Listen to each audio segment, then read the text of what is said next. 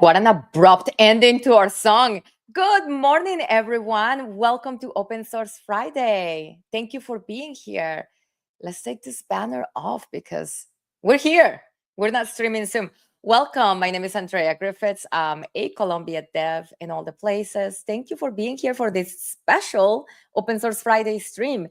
This is an extra stream, and I think we got 2 more today. So I'm excited for you to get a full day of open source goodness.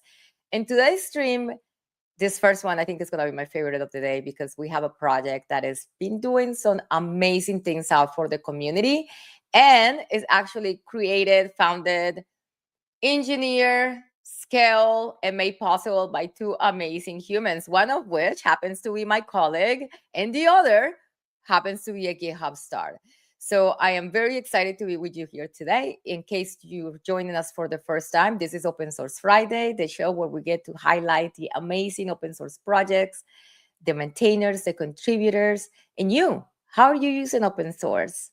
Why did you come here? Please let us know in the chat where you're joining from. Hi there. Lots of folks. I love this. Thank you for being here, Mr. Rai, always bringing the enthusiasm. I appreciate it. We made it to Friday, and it's going to be a good day. So without further ado, we're going to have a conversation. Maybe we can talk them into walking us through the repo and through the project itself. But if you've ever been, and I talked about this before, how we all go through these patches where we buy a bunch of courses and we think we're going to learn everything. And now it's even more difficult because there are so many signals, right? And a lot of the platforms that are out there selling courses, and no hate to business-minded people and business-minded influencers who sell things like this. I dare say 80% of the stuff that's out there is absolute rubbish. It doesn't work. It's not going to help you land a job. It's not going to teach you anything. All it's going to do is take that $9.99 out of your pocket and put it into whoever's pocket it is. And then you get open source projects that are doing this because they've been there, they've done that. The maintainers of the projects care deeply about people actually getting the skills they need to get jobs. And so that's why we're here, to highlight this such project. So welcome, Dinido. Today we're going to talk about Learn to Cloud with my friend. Hello and welcome, and colleague now. Hello. And GitHub star and awesome person extraordinaire to Rishabh. Hello and welcome to you both. Thank you. That was an awesome intro. You explained it way better than either of us have ever. No.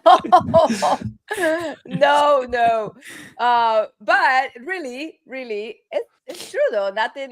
There were no lies. No lies were said. So welcome both so much. Thank you. I know I've been in your ears for some time asking you to come in Open Source Friday. I'm like, hey, please come out and talk about this project because I think it's just amazing what you've been doing. So I'm going to start with you because we work under the same little home. And if you can just kind of introduce yourself for folks who might not know who you are, that'll be super awesome. Yeah, of course. My name is Gwyneth. You can call me Gwen. Online, I also go by GPS. So perhaps you've seen like YouTube or LinkedIn or something like that. And I have been at Microsoft for almost 5 years, which is insane. And it correlates directly to Learn to Cloud because I wrote the original version of Learn to Cloud within a couple of weeks of joining Microsoft. So that's how I know Learn to Cloud is this age, because this is how long I've been at Microsoft type thing. I'm on our Python team. So, all focus is with all the amazing stuff we have, but for the Python community. And I really never know what to say about myself. I like cats. I like video games. I like obviously working on Learn to Cloud, and yeah, that's me. Thank you. You're being way too modest and humble into everything that you do. So, but you'll see as we progress the conversation. You'll be able to see what an amazing person Gwen is. All right, Mr. Thank you. I know you're a little under the weather, so I appreciate you being here. No, thank you. Yeah, I couldn't. I'm feeling a bit better, so thank you. And yeah, I'm Rishabh. I go as Rishabh in Cloud on socials, if that's your thing, whichever platform usually active on X, LinkedIn, and some YouTube now. I am a developer evangelist at Twilio, focusing a lot on voice AI these days. But in my free time, I have few hobbies. One of them being working on Learn to Cloud, as you can see on the neon sign, and also learning a lot about, recently learning a lot about AI coding agents and how to make the most out of it, and sharing those learnings with the community as well. When I'm not at my desk, you'll probably find me at a soccer field or a volleyball court. Uh, I like sports a lot, so that's a bit about me. Amazing. Okay. Well, those were really great introductions and better than I could have done myself. So thank you so much. All right, friends. So can you give us a little bit of background as to, and for folks who are just joining and they're not familiar what Learn to Cloud is, tell us a little bit about where the idea came from and why would you do something for free? I'm here with a hard journalistic question. Like, seriously, I mean, I know both of you, and because I have the hindsight of kind of knowing you and understanding your true passion for giving back to the community. It's easy for me to ask the question, but let's see what y'all say about that. Yeah. Do we want to screen share? Yeah, let's do that. Let's do it. All right. Let me pull something up. Share screen, and then we'll do entire window. No. Yes, this one. Okay, cool. All right. Can you see that? You're on. Yeah. Good? Yeah. Let's zoom in. All right. So this version of Learn to Cloud is new as of like 3 weeks or so. Prior to that, we had what I like to call like a static curriculum. It very much still outlined kind of everything you need to know to gain a fundamental level of cloud engineering. So if your goal was to get into sort of like a sysadmin, junior cloud engineer, those types of roles, a little bit more ops than dev focused, we kind of had like, it was what was it, Rishabh? Docusaurus, right?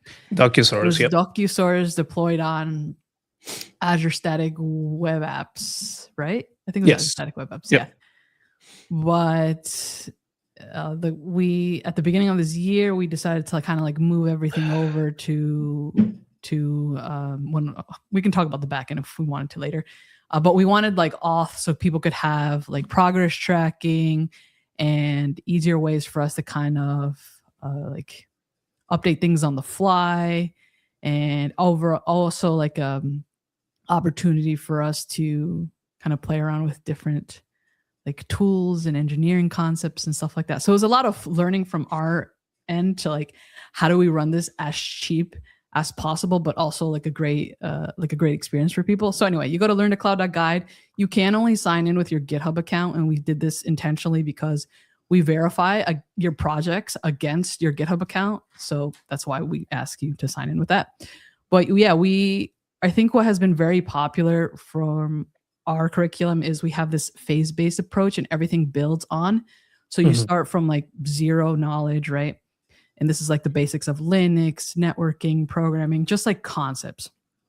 And then we have for each one of our phases a hands-on verification. And in my case, I already passed that one, which is like create a GitHub, like a public GitHub profile. You put your URL there and we verify that it's actually yours. And then you can kind of keep progressing throughout. Then you have Linux and Bash, networking fundamentals, programming fundamentals, cloud platform, DevOps, and then security. And then each one of these will have a variety of topics and steps that you have to work through. And each one of these steps has like a resource that you have to go into, work through, or sometimes there's like hands-on things. Yeah, it really depends on the specific topic and such. But then as you progress through each phase, each hands-on verification is more and more difficult. Like for example, here, you got to create your own README. You have to fork one of the repositories that we have, and then you have to work through a Linux-focused lab environment that we have, and that gives you kind of like this completion token when you're done, and you have to paste it in here. We verify it against our system. And yeah, there's like a bunch of other things that we can kind of dive deeper into. I encourage people, like, it's, again, free. All you need is a GitHub account. And besides the actual app, because I think the app is, somewhat simple, right? It keeps your progress. It gives you all the curriculum. But we also have a total of 4 repositories that we have to keep up to date with, because we have our hands-on projects also on GitHub. And I know that a lot of learning platforms will sort of just keep the labs on their own platform. But our goal for Learn to Cloud has always been, what is the most valuable thing for like hiring managers? And it's going to be, those valuable Git and GitHub skills, those valuable, experiences on creating projects, on forking, on using all that kind of stuff. And we wanted you to do it from the beginning. Like as soon as you're starting to leverage this learning experience, you're going to get hands-on with GitHub. So we have a bunch of repositories there as well that have like our different labs and lab environments. So that's kind of like a very brief explanation as to what we do now. I don't know, Rishabh, if you wanted to add something. No, I think you covered it pretty good. I would just add, I think, Andrea, you said how it started. I think it was just... I'm super nosy. I like to know the whole story. Yeah, I think it was just Gwen realizing that there's no resource that exists as of, I think, 2020, 2021? Yeah. Late 2020, early 2021, that there's no like good resource that exists out there that is open source, that is free for people to learn cloud in a hands-on manner. And I think it just comes from the history of, Gwen and to some extent me figuring out and being self-taught in this cloud space. So a lot of like error and trial. We went through some paid resources during our time transitioning. For me, it was technical support to cloud, and Gwen can tell her journey as well. But I think, it just came from that missing piece that was not in the community to teach people about cloud concepts and the skills needed to be, a junior cloud engineer, or people learning about DevOps and things like that. And I think it was very, I would say, like 6 months or 8 months in of me knowing Gwen. I stumbled upon her like Twitch streams and YouTube, and then we just like got introduced to each other. And one day she had this amazing idea of like, oh, what if we create this guide? So the as Gwen said, the initial version of it was very static, but still from our own personal experiences on how to like break into cloud. But now I know we both are very huge advocates of like hands-on skills. And that you can see that throughout the phases of Learn to Cloud is we want people to actually, go create a GitHub, go download the cloud CLI, go deploy infrastructure, and go through those verifications. But I think that's the only bit I would have added. Yeah. And I think the other big thing, and I'm going to make a bold statement, but I genuinely believe, just because I paid attention to this, is there is no curriculum that is more up to date than ours. Hey, awesome. No way. I think we are updating this at this point with like how the market is moving at least a couple of times a month. And like there's like MCP, there's agent skills in here, there's Gen AI adding to your applications. Like there's no school out there, there's no boot camp out there, there's no influencer course, there's nothing out there that can keep up to date with this resource that is free and open source. That's a thing of beauty. Let's rewind it a little bit though, because I want to know, I'm watching this and I'm like, what does that mean? I'm going to learn to cloud. And then what does that do? Like, what job am I looking to get? What are the skills that the course is going to teach me? Like, can we do like a high level overview of what that is for the folks who are joining? They're like, what even is the cloud? Yeah, that's a great question. So the issue with the operations side of tech has, I think, historically been that they are the catch-all. So you do everything that the developers don't do. So that's why it's so hard to define what the role of a cloud engineer is, because it doesn't universally apply to what you're doing at company A and company B and company C and like both Rishabh and I had been cloud engineers in our careers, but I'm pretty sure what we were doing was, I wouldn't say vastly different within a realm of things, but it's just like not really standardized. So like I like to say is you have some sort of application in production, you are in charge of everything but the actual writing of the code. Everything that keeps it running, everything that keeps updates going, everything in terms of just, you know, awareness of the infrastructure, you are in charge of all of that. And depending on which role you're in, it will be to certain levels of, or different levels of responsibility.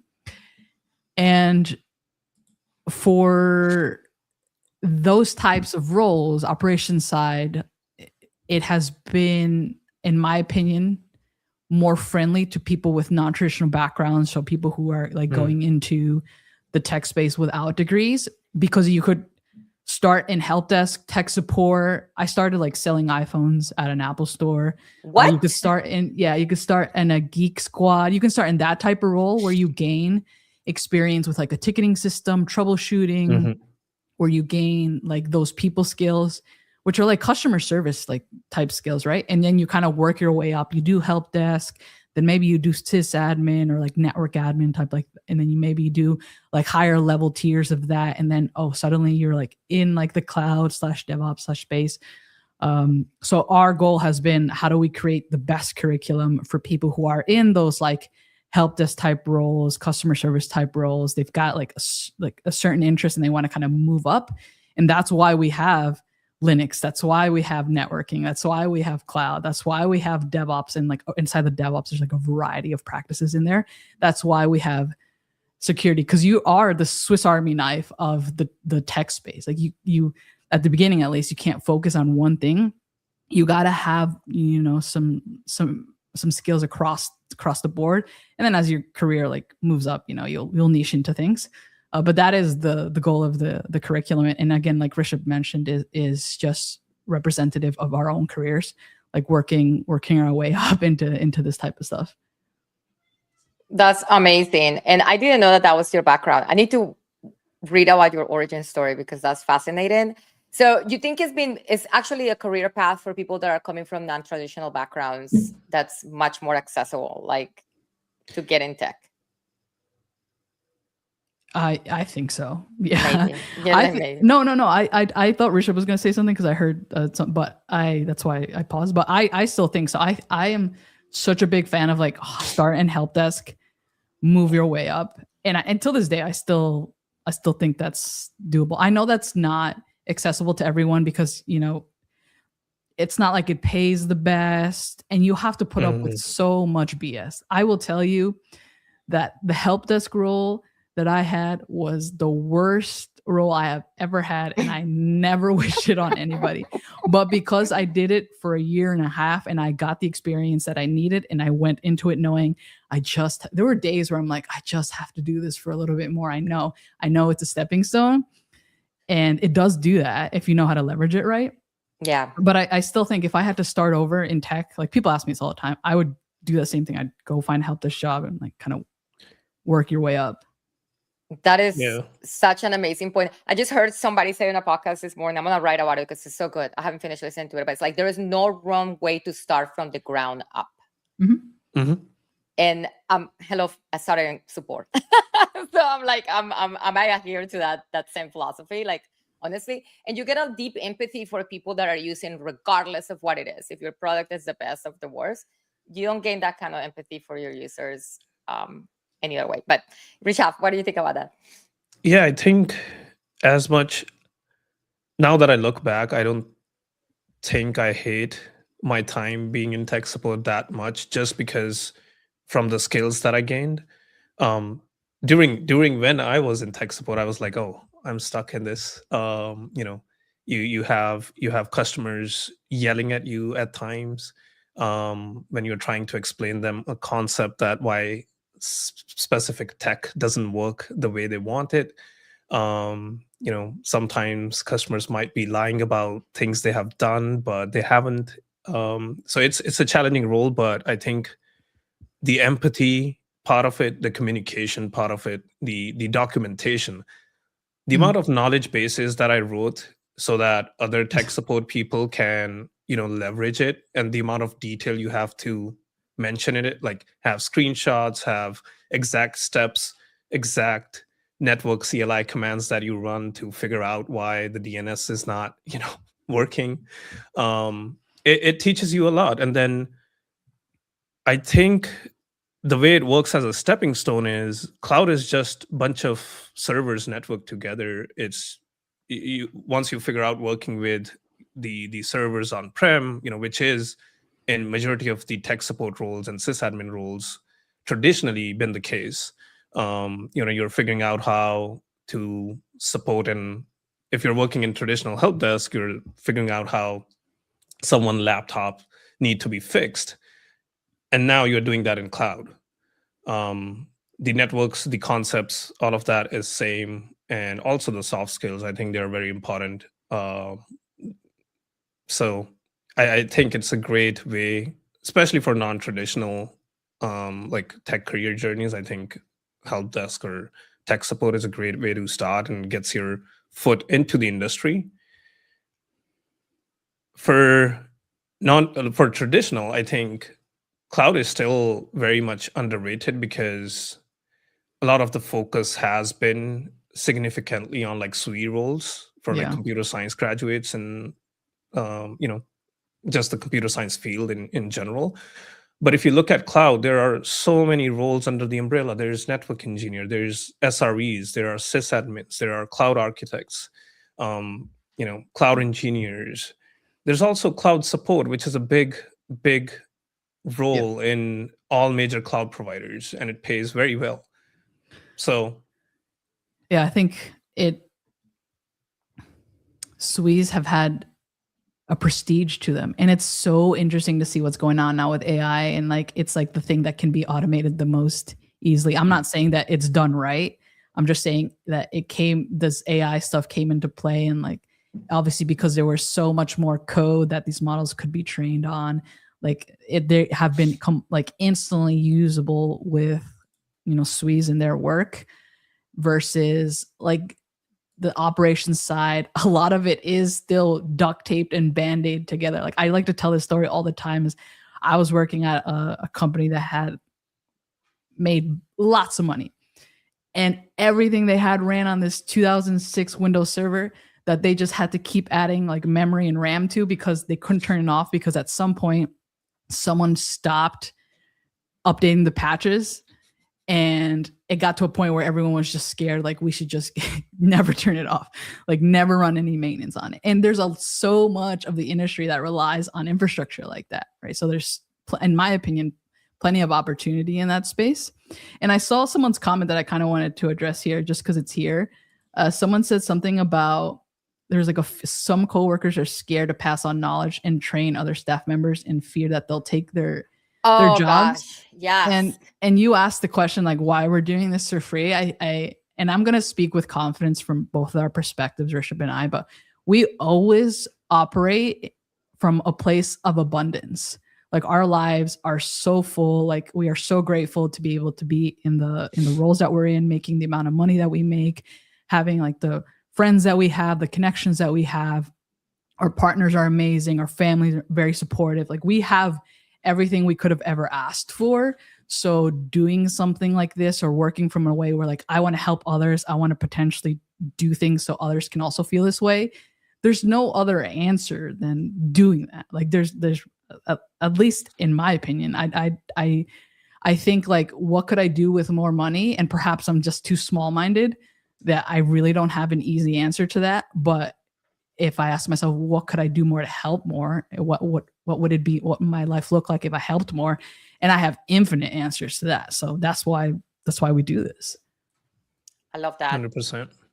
I love that. And that's such a When I'm gonna send you this thing I'm listening to, because everything that you just said, like it's a new Kara Swisher just came out, and I can't remember Amazing. the guy I that he love just her. interviewed. Yeah.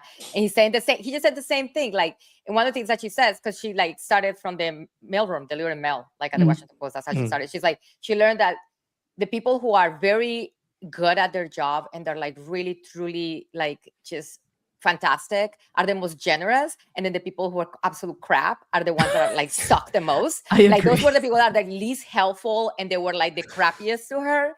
But the people who are actually like deeply like they have the knowledge, they're like just super cracked out of their jobs, those were the people that were taking the time of day to actually like talk to her and explain things. So here for all of that. So tell me a little bit about the people who have gone through the courses, because you have some unbelievable status, and like share the numbers, please, because they're like mind blowing. How many people Yeah. have gone through the courses? How many people you know have gotten jobs because they actually completed the tracks, and or this sparked the curiosity that are like, maybe I didn't even think a cloud career could be for me. And suddenly here's this resource, time, opportunity, preparation, boom, go for it. Yeah, last year, I can't remember. I know. Mm. So we're so bad Pulling the numbers, but because yeah. we don't care because we like. I feel love like it. Yeah, I feel yeah. like people who The vanity metrics of yeah it we all. and like you mentioned, like you, why didn't you guys come on earlier? Like we just, it's not that, I mean, we love the show obviously and we love you, so it's not nothing to do with you, but it's like we just don't care for anything more than putting the resource out and like people. And what we do care a lot about is like issues, people telling us, can you fix this? 100%. Like I have like some great automations now that kind of help us get a daily report and we can stay on top of that. But sometimes when I do look at our metrics, I'm like, oh my goodness, like we we could have been doing this full time. But anyway, I think last year over 100,000 visitors. Yeah, just so we last year, had and that was like a Wow. low year for us. 122K unique visitors, or 122,000 unique visitors. And we are all organic. We've never paid for ads. If you go to Google, if you type in Learn to Cloud, we're like top. We don't know. Rishabh told me this. I was like, I had no idea that that was a thing. I don't know how we got SEO optimized or anything like that. But I think it's just like people, you know, it's bigger than us for sure. Like people find the project and they don't even know who we are, which I think is awesome. Like I'll go on Reddit and I'll search for like Learn to Cloud and I see people sharing it and stuff like that. As far as like people landing roles, I personally, I don't know, Rishabh, if you still have like your DMs and stuff open, but I get message at least, I want to say now, like 2 to 3 a month. Back when I was like really on top of my DMs, I was getting these like all like multiple a week. Like, thank you so much. Like I got this, or I helped this job. Yesterday I just did a live stream and someone said, yeah, thank you. When you first released it, I got help this job. And now this month I just landed my cloud engineer role. And I think it took them like a couple of years. And I'm like, that's realistic. That's the thing that we want to tell people is like, it's not going to be something you can do in 90 days, but get your entry level role, work through the thing. You know, you got to like, everyone has to start from somewhere, but then in a year and 2 years, you can start working towards like that other role that you want. And the time's going to pass anyway. You're going to have to like, something's going to happen anyway. But I think now with this new platform that we have like the status tab, and you can kind of see we have right now on this new one, 2,343 people, and like about half people are already like progressing through it. I'm very excited to see who finishes it first, but I'm pretty sure it's going to take a while because it's not easy. We've made it way harder than it used to be. But we're also going to be paying attention more to the stats, just because I got a little like, I think there's been like an increase in people like showing off stuff with all this AI, like creative, like, oh, I made this, I built this, I built this. And I kind of want to contribute to that, but I want to contribute to that with like, oh, we have these many people learning, like we've empowered this many people, like versus like just I have 13 agents running or something. You don't have an army of open club. I think you see the meme recently, and it's like, but what is it doing? I have 15 mag minutes, but what is it doing? Yeah. So optimizes my, I've seen that. It's a bit hilarious, but yeah, I think we don't actively, until now, I think the new version, we didn't actively look at the numbers that we were getting, but at the end of the year, we did had analytics and stuff through Azure Static Web Apps or Azure Monitor and tools like Plausible. So at the end of the year, I think since 2023, I think, I would just look at the numbers, and the craziest thing, and then I still can't comprehend this. Like my mind cannot, because so out of the 123K, because I have the dashboard pulled up, 74,000 is direct. So people directly going to learntocloud.guide in their browser, which is, to be honest, which is crazy organic marketing, which we are not doing. Yeah. Which we're not taking advantage of. Can you imagine the ad revenue we could make? Oh, unbelievable. We're going to talk about that. How can people support the project, whether it be contributing to the project, sponsoring y'all? Like, let's talk about that. Quick interjection. This is how current your content is. Like, someone is pointing out, I just saw this Kubernetes in phase 5. Thank you. I'm telling you. Container orchestration. Beautiful. Yeah. No, we're on top of that. We're already working on I think we just updated our DevOps phase, which is that in our DevOps capstone. Capstone is what we call those hands-on projects that you have to work through and verify. And we're going to push updates to our last phase security one within like the next week or so. So that's what I'm saying. This is like a living guide. Like what you go through now, you got to go back and check, what's been updated. We're doing better at making sure we announce stuff that gets updated. Yeah. But also like now, because you have the progress tracker, whenever you've completed something, but then you go back and you see, oh, it's not fully completed. It's probably because we've added something. So it's easier now for you to view what's been added or what's been updated and stuff like that. Tell me a little bit about this capstone project. Like, how does that work? Like, it's I've been a victim of buying Coursera and buying so many courses and then never finishing. But mostly, like, having a capstone project, like very much like in school, right? Like you have like this big kind of thesis at the end. And so you do have an opportunity for people to do that, where they have an actual working project to show as part of like the portfolio when it finishes. That's amazing. Yeah. So the phase 1, which is Linux, and then phase 2, which is networking, we have these labs that people deploy to their own environments. And they work through, for the Linux one, there's this thing called capture the flags, where you essentially are writing commands and you're trying to find a specific value. And each one of our challenges for that lab is based on a specific set of commands we want you to practice. And once you find all the flags, we have a built-in verify command or tool inside of each of the virtual machines that gets deployed. And then you will get a token that has your GitHub username in it. Once you get the token, you also get this really nice certificate that it's like console. It's like a text file, but people like take screenshots, and I always think it looks so cool. I was so proud because I was using like obviously GitHub Copilot. Like, oh, can you help me make this like thing look cool? Because I like when people take screenshots and like share stuff. Yeah. And you get this nice little certificate, prints out, you get your token, and then you go to our learntocloud.guide and like, okay, here's my token, and it verifies against our system. So the only way you can get these values is if you actually work through things. I think like my issue with like courses where there's like no way to really prove that you can go through, watch all the videos, check. I watched this, like certifications too, like check. But like there's no way to actually prove that you know the skills.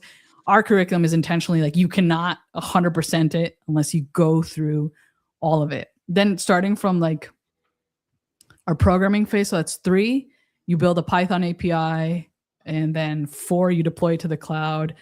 5, you add DevOps practices to it, and then 6, you secure it. So it's one project that you're building on throughout the phases. And we have, we were using the GitHub Copilot SDK for some code analysis there. Very nice. But we had some issues with having it deployed. So we moved to Agent Framework for now. That's another thing for us. It's like it's a great project for us to get hands-on with like different things. But yeah, we're doing like file checks, we're doing code analysis, we're leveraging a lot of like AI stuff in the back end to like, be able to verify people's work. And so far it's been working pretty great. But yeah, I think I honestly don't even care too much if people look through all the resources that we have. For me, it's like those capstones are quite difficult, and it takes people some time to get through. But that's really the best way to learn. Yeah, definitely. I think in a way, the move from like the static version of the guide to this is that even if you're not going through, like, we do have suggested content and stuff like that because everyone learns differently. But let's say, you love building and you're like, oh, I don't want to watch another course. So you can go into and go through the Linux CTFs. But if you're not familiar with a certain command, you're gonna go do your research. So it's kind of reverse engineered into the guide now. Same thing goes for the capstone as well. Like, if you don't know how Fast API works, you're gonna go read its docs. Or if you're a video person, maybe you'll watch a quick demo on Fast API. Same thing is on the DevOps phase. I remember this was, I think, a year ago, because we only mentioned containers as Mhm. part of the DevOps phase, but then we realized how big Kubernetes was within DevOps roles. So, to Gwen's point, yeah, we actively like update the curriculum itself based on the technology that is being released. So I know Gwen added like a lot of MCP, a lot of AI agent stuff in as well, into the capstone. So you have that experience and that exposure that you can share with wherever you're applying for jobs. I just saw someone say that we were the fourth. I just searched learn to code, and you guys were the fourth. First of all, you need to search learn to cloud. I'm on DuckDuckGo right now, and after all of the paid ones, we're the first one. There you go. I just like, I know, I'm just kidding. But yeah, I just love, it always gets me so slightly emotional how much people really, really like the project. And it comes from all that organic stuff. And it makes it worth it. Really worth keep working on it and updating it, like Rishabh was saying. That's amazing. That's amazing. So you're gonna keep on working on this. Right now, the two of you are the only maintainers. You're the ones doing all the work for it. This is an open source project, right? So how can people help? Like, how can people show up for y'all and help you keep this project growing and thriving? I mean, I know you said that, like, vanity metrics aside, like, is it sponsorships? Is it like, how can we support the project? It's obviously been so impactful to so many people. And you're right, though, there is nothing out there, definitely nothing that is free and open source, that you can start this journey to become whatever it is that you want to do in cloud. Yeah. So just on the maintainer part, we have to give a big shout out to Caleb. Caleb has started contributing more and more with our projects for, I want to say, the last couple of months. And he was just someone who was going through the curriculum, and he was like, oh, let me suggest this, and would open an issue. And I'm like, cool. How about you open a PR? And they were like, okay, yeah, I can do that. And this was back in, I don't know, the fall of last year. And then I know he is working towards I think he's in some kind of sysadmin type role and working towards a cloud role.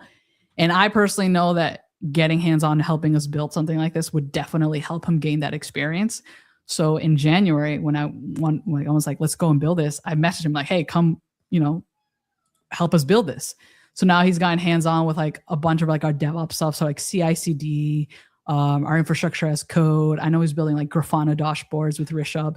And now that we get issues, we have Caleb helping us oh, the networking lab is not working for this. And Caleb's helping us with that. So a big shout out to Caleb. And he's pretty much our, I want to say part of our official team. The only reason I'm hesitant is because I am someone who is I just always have a million ideas, and it takes a lot of time, right? Rishabh and I spend a lot of our time. We work our 8 hours at work, but then we also at least spending, I would say 1 to 2 hours every day, kind of like building stuff, adding stuff, editing stuff, updating, people's, issues and whatnot.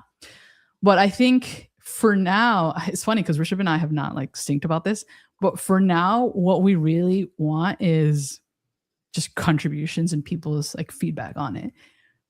We have like this, I will say, I have this certain amount of money in terms of like the infrastructure cost that I am okay with spending out of pocket because of what it's doing for other people. But we also engineered it to be so cheap, to run as cheap as possible. Like we went through so many iterations at the beginning. We're like, let's use this stack. And I'm like, okay, no, like let's use this stack. Okay, no. All right, how about this? Like, and then we settled on like a single container type thing.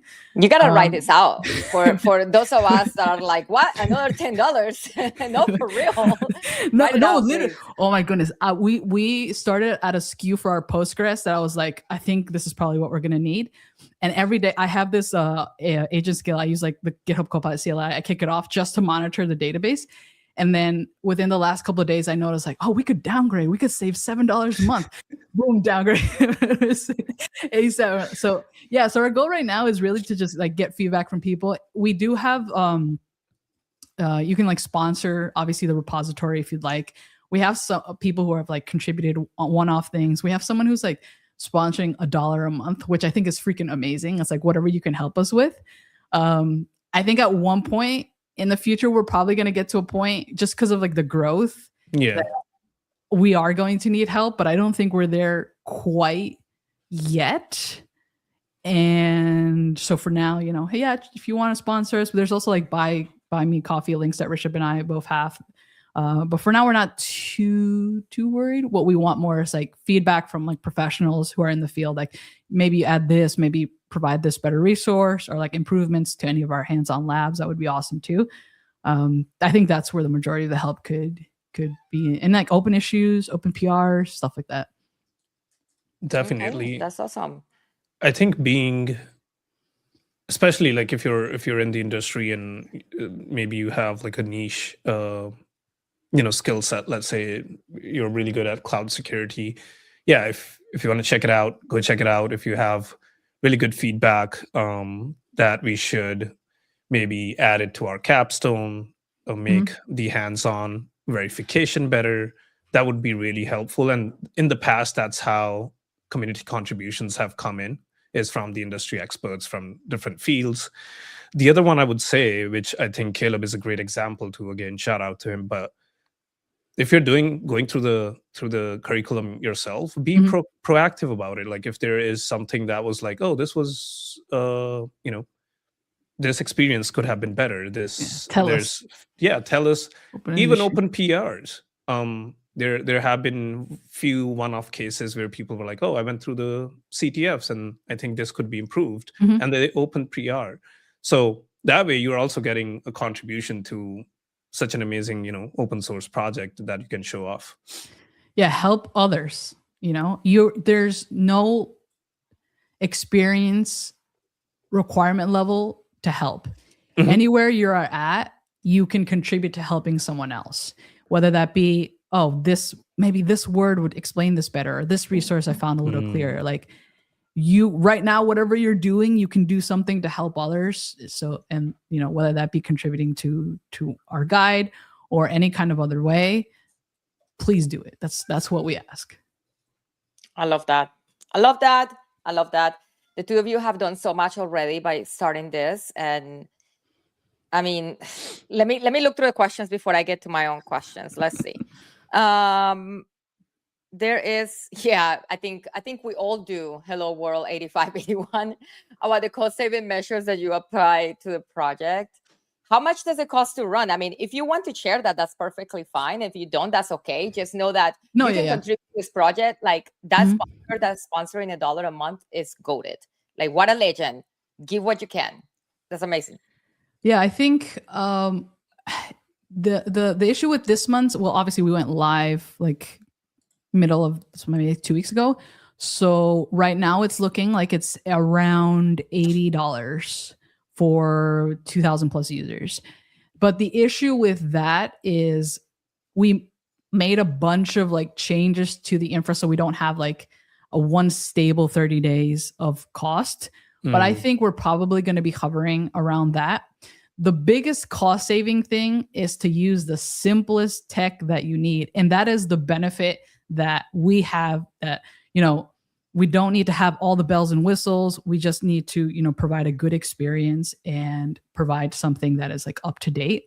So we started first using like Next.js with like a Python back end. And then I was like, we don't really need Next.js. We don't need no fancy and like stuff at the, it's very static.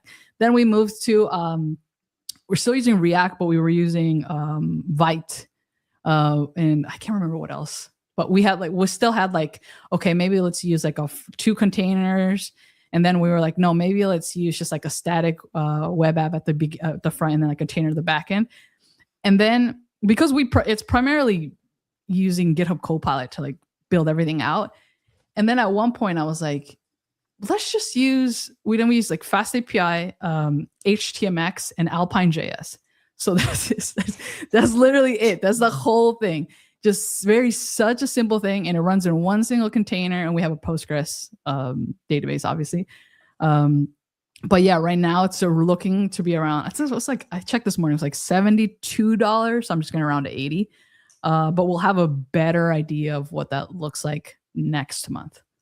Yeah, and then on the back end side of it as well, this is strictly the guide itself or the platform itself. But you know, you have maybe like $15 to $20 additional to like, you know, the domain and excuse me, that's right, the other services that, you know, we are working on to get like more visible stats and more infrastructure stuff that we can later optimize to maybe run it for even cheaper, hopefully. Yeah, paying attention to like when things need to scale, max replicas, min replicas. All right, like how much can I really push this database SKU? Like all that kind of stuff, just really paying attention to your monitoring logs. We have, again, the freedom that there is expectation with this being free that we can sort of have like a simple experience. We can make changes. Like we're not afraid to like try things because we just kind of have that user base where people are like, yeah, this is like kind of like changing often. So if we wanted to, I don't know, try a different type of SKU or like, let's move this to some other thing, like people would very much be like receptive, like, all right, yeah, go and try that type of thing, which is freaking awesome. And more importantly, this project has allowed us for our own careers to just have something cool to work on that we can apply to whatever it is that we're leveraging for our day jobs. Like for example, we working now more closely with you, Andre, in like GitHub.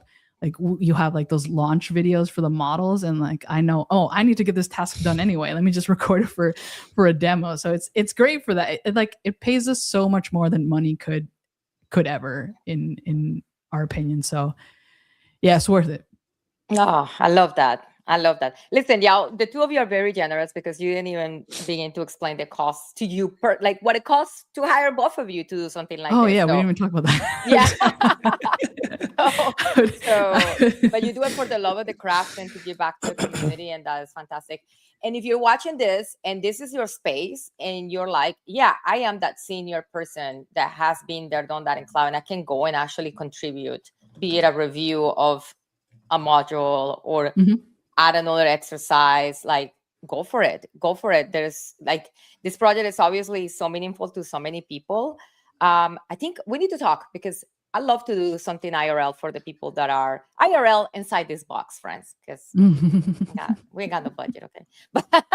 But it'd be cool to do like a capstone showcase or something, like get some of the folks that have gone through and actually build interesting things. So that we'll talk more on that. But what's next for the project? Like, I know you just went through a massive transition. I was wondering because I saw like the one repo and I was like, wait, this is archived, like what's going on? And now you explained it beautifully. If you've gone from being just like sort of these living docs to now being a full-on app.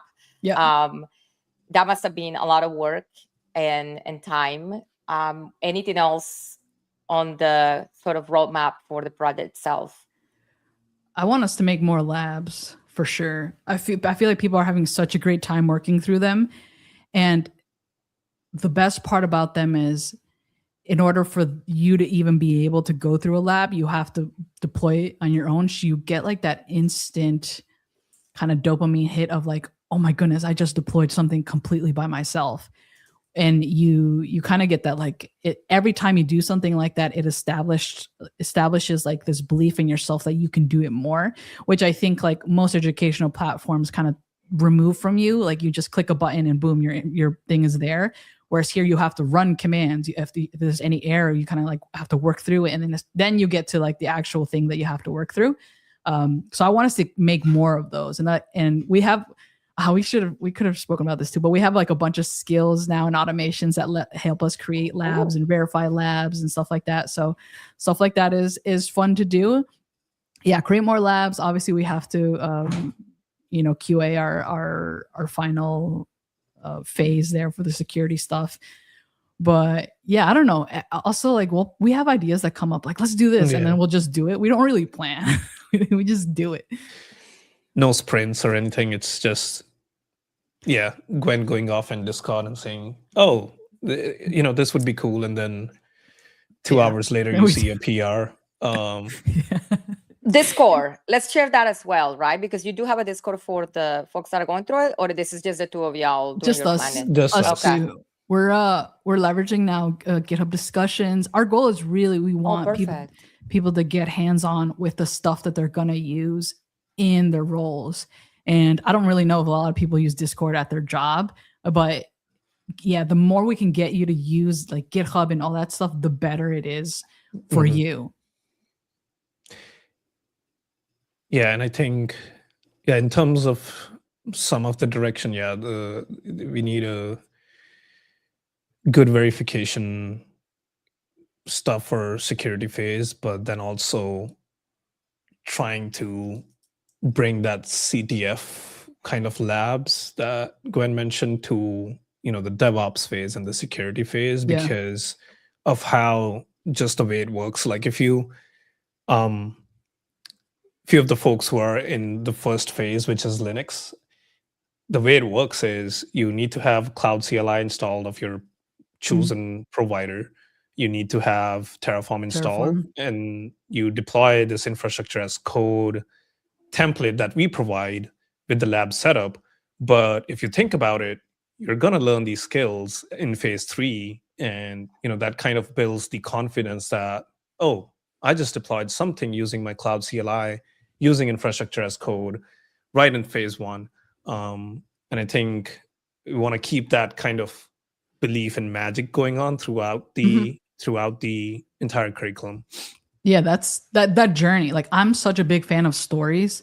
Like, that's why I love giving talks and making videos. Like, I love a story, and we are trying to kind of have that same feeling, but in learning, which is why we love the phases, which we like building on top of each other, kind of building the same projects and stuff like that.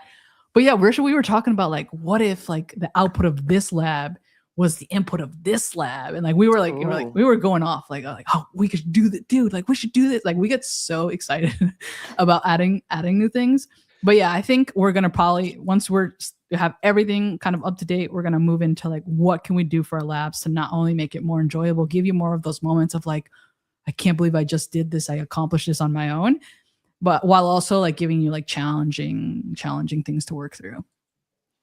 Amazing. The two of you, you're incredible. Thank you so much for being so generous with the community, giving out this free resource and being so enthusiastic about it. Like, you're doing this not because you have to, but because you want to, and it shows.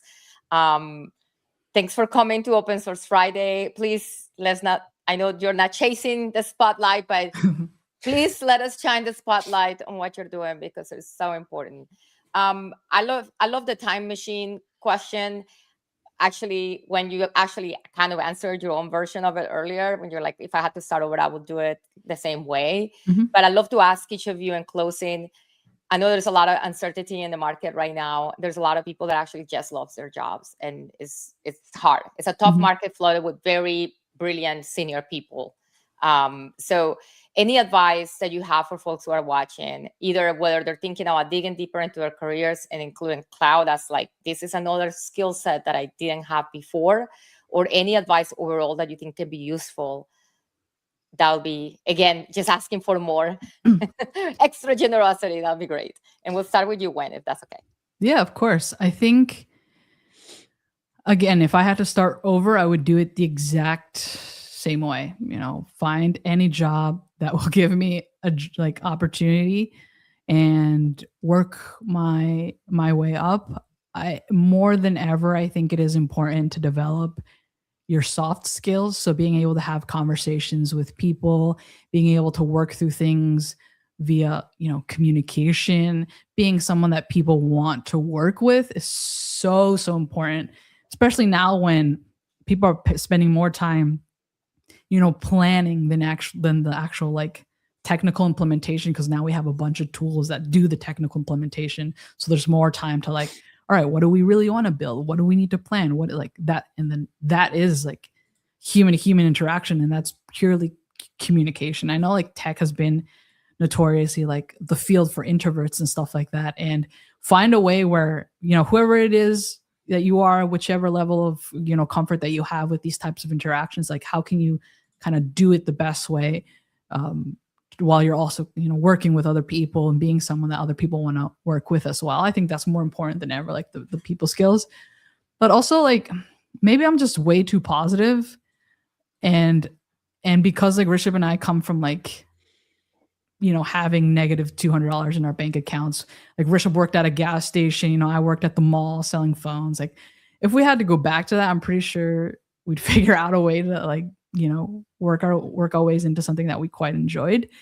But yeah, I think being like, smart with your money, I know it's so cliche, but we also big fans of living under our means, is all like so important, building good relationships with people who are around you, networking, going to events, just embracing what it is to be a human. I know that sounds so cliche, but like when there's like so much AI now, like what makes us unique as humans, I think that is what, people want more of, people want to hire. And obviously you need the skills. I will also say, I still think you should learn stuff in depth. Like last year when I switched to our Python team, I bought 3 different Python books. I went through all of them. I was spending days and days studying stuff. Like I still think there is such an importance into having those deep skills while also like developing your soft skills. Excellent advice. Excellent advice. I heed all of it. I need to pay more attention. Rish, what do you think? Just going through I don't like Gwen covered a lot of it. Mm-hmm. Yeah, I think if I had to go back, yeah, I would do, because it has made me the person that I am today. It has brought the skills that I have today. I think if I would choose the same path, the only things that I would change is maybe have more impact on people's life, maybe be more kind where I can.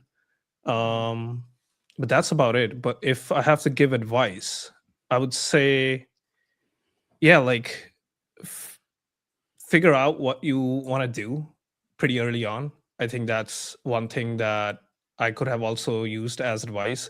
So like have some kind of clarity what brings you joy, whether it's in your career, whether it's your personal hobbies, and then invest in those hobbies, invest in that, vision of yours. To Gwen's advice, yes, go deep into those. Like I think early on being a journalist helps. So there's this T architecture. And then think that's where the advice of us starting from tech support or help desk role comes, because you get the soft skills, you get the technical skills, you get the troubleshooting, you get communication. And then once you're in the tech industry, you figure out what is something that you really, you can see for the longevity of it, whether it's being, a cloud engineer, whether it's, being an SRE, whether it's security or networking, and then dive deep into that. Yeah, and I think Gwen covered a lot of it, so I don't want to repeat the stuff there. But yeah, just be human, be more kind to others, and be a good part of the community, I would say. Last thing, just one thing I want to add. We also don't know. Yeah. Like this is what's worked. But I just have a genuine belief that we're resilient. And when I say we as like humans, like we'll figure it out. And the only thing we need to figure stuff out together. Like I worry that we're going to start isolating ourselves from other people and getting competitive and stuff like that. And I just, when you live from a space of abundance, it's always better. So whatever happens, like we're have the mentality that, all right, we're going to figure this out. I love that. Thank you. This has been such a delightful session. Thank you for having us. Yeah, oh my thank you for having goodness. us. Always love talking to you. Thank you for taking the time to be here and share the project. And friends, okay, where should we send people to start the project? The new link. Yeah, learntocloud.guide. Okay, so go to learntocloud.guide, find the repos, start the repos, find the sponsorship options, buy Gwen and buy Rich a coffee, please. And if you're watching this and you're thinking, you know what, about time I give something back and I have all this knowledge that's just bottled up in my head. Let's get it out there and get it to helping some folks. That would be awesome. Thank you both so much for being here. This will not be the last time that you're here. I love the idea of doing like a show and tell and getting some people that would be cool. Yeah, that would be cool. So let's do that. Thank you both. Have a good rest of your day. When take the rest of the day off. You've done enough today. Thank you. I'm going to do exactly that. Thank you. I'll see you folks later. All right. Bye, everyone. How great are they? Honestly, like when people do stuff like this, they do it from the heart, and it shows.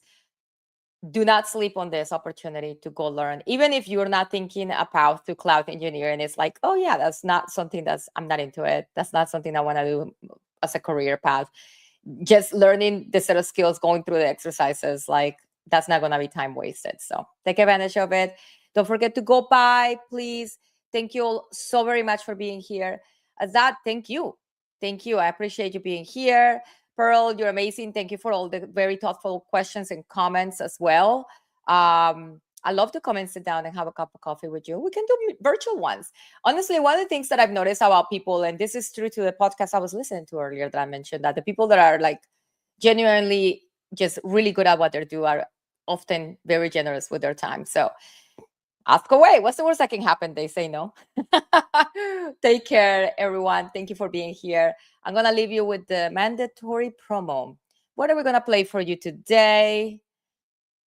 Well, this one has got a good tune, so you can start your Friday with this kind of energy. Go give something back to somebody today. When you say something that is so incredibly true, when you live in a place of abundance and you want to give back, things just work out better. They do. Take care, everyone. Thanks for being here. See you at 1. We'll have an amazing project all about AI and agents, but open source. See you then.